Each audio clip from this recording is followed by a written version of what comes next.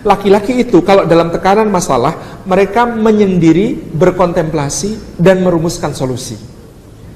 Perempuan kalau ada masalah, mereka berbicara untuk mencurahkan isi hatinya, mengurangi ketegangannya, pengen merasa dimengerti, difahami, dan merasa tidak sendiri. Kalau perlu menangis sampai tuntas air mata. Ini wanita, meredakan ketegangan dengan begitu, laki-laki dengan begitu.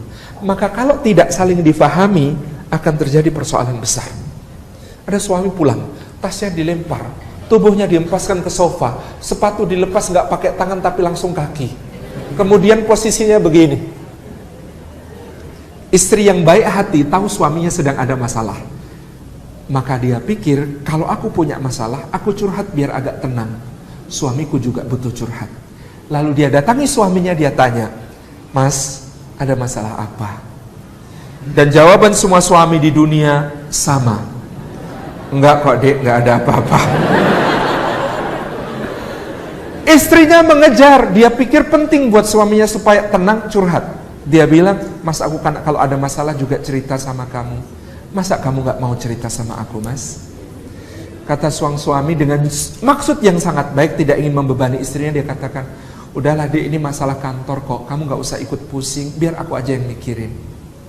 Kata sang istri, "Jadi kamu gak percaya Mas sama aku?" Semua bermaksud baik, tetapi tanpa ilmu. Sang istri bermaksud baik menjadi tempat curhat terbaik suaminya. Daripada dia curhat sama siapa-siapa, gak jelas. Lebih baik curhat sama saya, pikir si istri. Sang suami mikir, kasihan istri saya, urusan rumah tangga sudah sangat berat dia hadapi, masa harus saya bebani dengan cerita tentang masalah di kantor? Enggak, kasihan dia. Enggak nyambung kan? Enggak nyambung. Itulah kenapa ibunda kita Khadijah itu istimewa sepanjang sejarah. Sebab dia wanita yang paling tahu ilmu beginian. Rasulullah pulang dari Gua Hiro itu shock. Ada yang tanya, dapat wahyu kok malah shock? Ya iyalah, shock dapat wahyu begitu. Gimana enggak? Lagi mikirin, umat kacau ya Allah, jahiliyah ya Allah, mikir begitu. Tiba-tiba datang sosok bercahaya, datang-datang maksa pula. Iqra ya Muhammad, Iqra ya Muhammad. Mana Bukhari, saya nggak bisa baca. Itu dipaksa sambil didekam sampai habis nafas itu. Itu kan shock kayak. Dan tiba-tiba pesan dari langit itu akan mengatakan, "Ya wahai Muhammad, umat ini sedang kacau, maka kami serahkan kepadamu sampai beres." Itu kan kayak tukang kebun tiba-tiba jadi angkat jadi direktur utama perusahaan, terus dibisikin, Pak, utang perusahaan ini 800 kali lipat nilai aset Pak. Ya gimana nggak shock gitu. Pulang itu tersaruk-saruk, jatuh, tersandung, jatuh, bangun berulang kali. Rasulullah Muhammad SAW tiba di depan pintu di rumah ibunda Khadijah, dia menggigil, pucat pasi, berkeringat dingin, dan kemudian berkata, "Khadijah, zammiluni ya Khadijah, zammiluni." Kalau ibunda kita Khadijah kayak tipe istri yang tadi, "Ya Allah suamiku, ada apa ini?" Saya kira sirah nabawiyah akan lain ceritanya. Tapi ibunda Khadijah sangat memahami psikologi suami istri. Apa yang beliau lakukan? Radhiyallahu anha, Rasulullah dituntun masuk ke kamar, ditutup pintunya. Di balik pintu itu dia memohon kepada Allah, "Ya Rabbi, engkau yang lebih mampu menjaga dia, lebih mampu menolongnya." Dia akan tunggu cerita itu nanti setelah Muhammad mau cerita. Karena ibu-ibu, suami juga cerita masalahnya, tapi agak beda tipe dengan perempuan. Kalau perempuan cerita masalah di awal supaya agak lega, laki-laki cerita masalahnya di akhir. Tipe ceritanya laki-laki begini, "Ma, kemarin sebenarnya di kantor ada masalah loh." Ya Allah, terus gimana masalahnya Pak? "Tenang, sudah Papa beresin."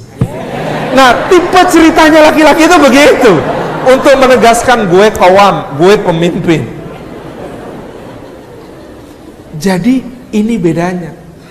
Maka kebalikannya, laki-laki perhatikan. Ada istri bercerita, penyakitnya laki-laki adalah jump to conclusion, loncat ke kesimpulan, lalu memberi solusi tanpa diminta. Tipikal ceritanya istri kan begini, nggak kayak laki-laki tadi. "Seharian ini aku capek banget, Masya Allah, cucian numpuk, piring gelas kotor semua, tamu berdatangan gak habis-habis, rumah disapu dikit debunya masuk lagi, anak-anak rewel, tetangga juga resek banget itu cuma." Aku capek, Mas. Tipe ceritanya istri kan awal kadang begini. Nah, suami yang tidak taktis dan strategis, dia nggak ngerti.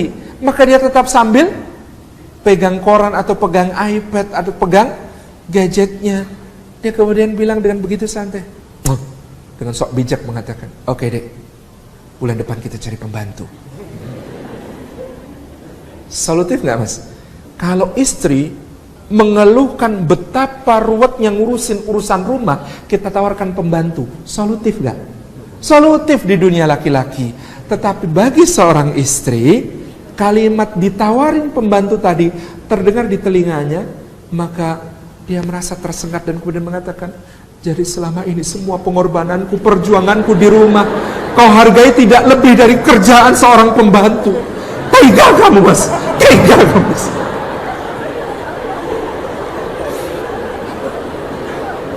Nyambung nggak? Nggak nyambung. Padahal maksudnya baik. Suami mencari solusi. Kalau istri kesusahan, carikan yang bisa bantuin. Kan begitu. Kalau begitu, gimana?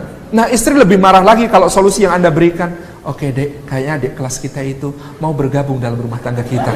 Oh, lebih parah lagi itu marahnya. Itu parah lagi marahnya. Makanya itu keliru strategi. Bahkan soal nangis, lelaki yang tidak ngerti ilmu tentang cinta itu akan mengatakan, hapus air matamu. Lelaki yang tidak mengerti tentang cinta itu akan mengatakan, buat apa nangis? Nangis itu gak menyelesaikan persoalan. Itu kalimat lelaki yang belum belajar tentang cinta. Rahasia kecil kita, Rasulullah itu, sebagaimana para pencinta legendaris lainnya, itu tidak pernah menghapus air mata istrinya, tidak pernah menyuruh istrinya menghentikan tangis. Rasulullah itu tipenya menyediakan tempat bagi istrinya untuk menangis sampai tuntas dan tentram di bahunya sallallahu alaihi wasallam. Laki-laki, siapkan bahu Anda.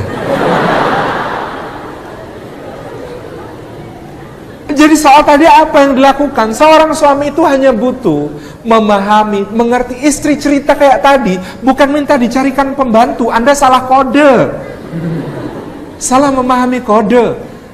Yang diminta istri adalah pemahaman, pengertian, kontak mata. Anda dengarkan, Masya Allah, Anda takjubi, Anda kagumi. Lalu sebuah ungkapan cinta yang tulus, Masya Allah, betapa beruntungnya aku mendapatkan istri sesolehah kamu. Ya Allah, aku gak bisa bayangin. Kerjaanku di kantor berat, tapi aku gak bisa bayangin kerjaanku di rumah pasti luar biasa lebih berat.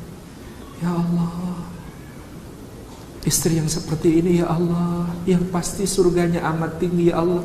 Kalau hamba kelak sebagai suami kalah tinggi surganya sama istri yang beginian, ya Allah, bikin dia ngangkat saya ke derajatnya, ya Allah.